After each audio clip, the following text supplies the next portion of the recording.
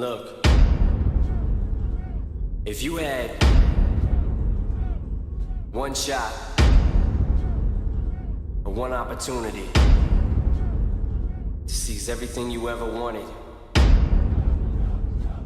in one moment, would you capture or just let it slip?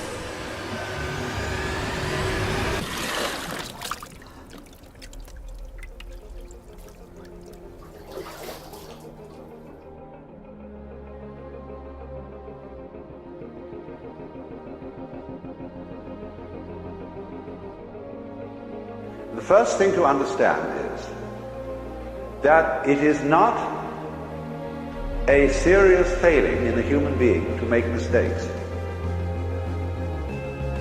Everybody has to make mistakes. There is no way out of it. You can't learn anything unless you make mistakes. And most people don't work on their dreams. Why? One is because of fear. The fear of failure. What if things don't work out? They stop growing, they stop working on themselves, they stop pushing themselves, and they throw in the towel on themselves and on their dreams. I'm very clear that I believe that life is about leadership and being truthful to yourself. You gotta see things as they are. People get scared when it isn't working out, and then they make it worse than it is so they don't have to try. Because they don't want to try again and be disappointed. They don't want to feel that sense of rejection. They don't want to feel that sense of failure. See, all the results in your life are coming from your rituals.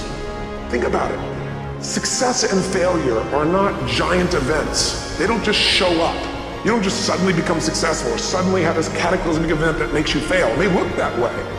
But failure comes from all the little things.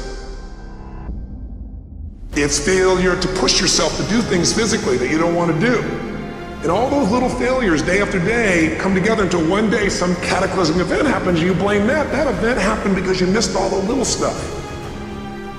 When you have something you want to do, if you don't develop the courage to do that which has been given you to do, and you spend a lot of time going around trying to convince other people or trying to get their approval, what will happen is that you will lose your nerve, and other people will convince you that what you're doing doesn't have any value, and you'll give up on your dream. There is no excuse for not living up to your fullest potential. No excuse. I changed, and I stopped being a victim. I stopped saying I've got to wait for good things to happen to me, and I said I'm gonna grind. I'm going to fight. I'm going to work. I'm going to press forward. I'm going to learn. I'm going to do everything in my power every single day. I'm going to do everything in my power to become a victor and not a victim. Now let me say this before I move forward, and I can't explain it, but you better feel me. Winners win and losers lose.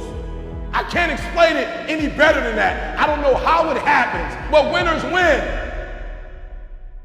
If you create a culture of losing, if you keep being a victim, if you keep letting losing happen to you, if you keep letting people do you and treat you any kind of way, it's going to become a culture. I value myself enough to give 120% or don't do it. And that's the problem with some of you. You always want to blame other people. You want to hold other people to the fire, but you're not holding yourself to the fire. You just said you're giving 50%. You owe you an explanation. You owe you an explanation. You need to look at yourself in the mirror and say, why are you only giving 50%? What's wrong with you? You need to put yourself on punishment. You need to tell you that you owe you something. Realize that the process of training ourselves, the process of conditioning ourselves actually feels incredible once you get that initial momentum, but most people don't. Why? It's not lasting change. You just count the days, you can tell people how long you lasted. If you want lasting change, you've got to give up this idea of trying something. You got to decide you're going to commit to mastery. True happiness is not contained in what you get. Happiness is contained in what you become.